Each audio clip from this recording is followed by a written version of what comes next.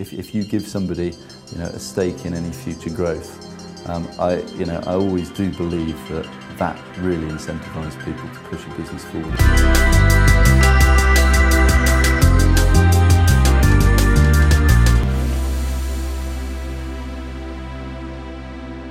Talent is vitally important. I always think actually investing in good people is often better than investing in good products with poor people running them. So getting the right people is vital to what every business does.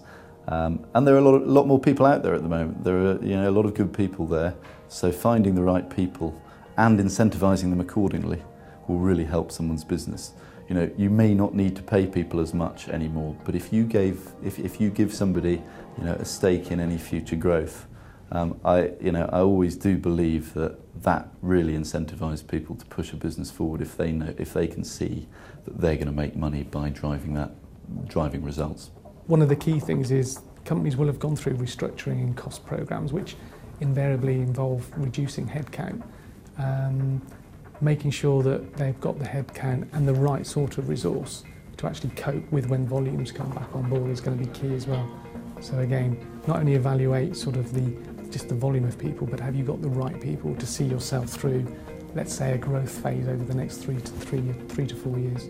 If you look at sort of the new generation, I think it's sort of the so-called Y generation, people born in the 80s and more recently, they are driven by different things. They are driven by variety. They are driven by probably not necessarily having one career, but having a number of occupations throughout their life. And so actually, I think the opportunities that businesses need to give those do involve variety, different cycles of experience. And if you can keep all that within the company, then marvellous. But I think there's a piece about actually keeping connected to your workforce and those individuals, even when they may move on, because actually some of these people may come back again. So I think the generation shift that we've seen over the last sort of 20 years or so, and what's really driving people is a key sort of consideration from a HR perspective in terms of sort of recruitment and retention.